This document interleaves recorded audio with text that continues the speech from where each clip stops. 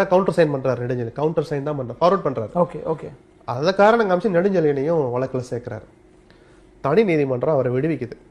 அந்த வழக்கு எல்லாருமே விடுவிக்கிறாங்க. விடுவிச்ச பிறகு கலைஞர் அப்பீல் எடுத்துட்டு போறாரு. நெடுஞ்செழியனையும் சேர்த்து எடுத்துட்டு போறாரு. என்ன சார், அதாவது நெடுஞ்செழியனை தெரிந்த எல்லாருக்கும் தெரியும் அவர் ஊழல்வாதியா, அவர் என்ன மாதிரி கேரக்டர், தெரிஞ்ச விஷயம் தான். எல்லாருக்கும் தெரியும், கலைஞருக்கு நல்லா தெரியும். அப்படி இருந்து அவர் அப்பீலுக்கு போன போது நெடுஞ்செழியன் நிஜமே உடஞ்சு போயிட்டார். ஏன்னா வயசாகிக்கிட்டே வருது, திருப்பி நான் வக்கீல் வச்சு அலையணுமேன்னு அந்த மன உளைச்சிலே அவர் போய் பெட்ல படுக்கிறார். அப்பல்லோல இருந்தவரை போய் கடைசி காலத்துல ஜெயலலிதா போய் பார்க்க போறார். அந்த போட்டோ எனக்கு இன்னும் கண்ணு முன்னாடி இருக்கு. அவர் போய் இப்படி பெட்ல இப்படி படுத்திருக்கிற பாக்குறாரு. நெடுஞ்செழியன் கண்கள்ல இருந்து அப்படி கண்ணீர் வடியும். ஜெயலலிதா நிஜமாவே உடஞ்சு போனார்.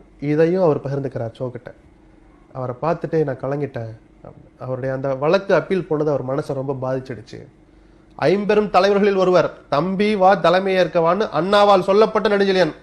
கலைஞருக்கு கூட அந்த இடத்த அண்ணா கொடுக்கல. அப்படிப்பட்ட நெடுஞ்செழியனை கலைஞர் பண்ணின விதம் அவரை மனதளவில் ரொம்ப உடஞ்சு போக வச்சிடுச்சு. அது எனக்குள்ள ஒரு பெரிய தாக்கத்தை ஏற்படுத்திடுச்சுன்னு சொல்றாங்க, பதிவு பண்ணியிருக்காங்க. அப்ப அந்த கலைஞரை விடலாமா? தவறு நடந்திருக்குன்னு என் கவனத்துக்கு ஒரு விஷயம் வருது. இந்த பாதிச்ச அந்த விஷயத்த நெடுஞ்செழியன் விஷயத்தையும் அவங்க ஒரு இடத்துல சொன்னதுனால நான் இதை சொல்றேன்.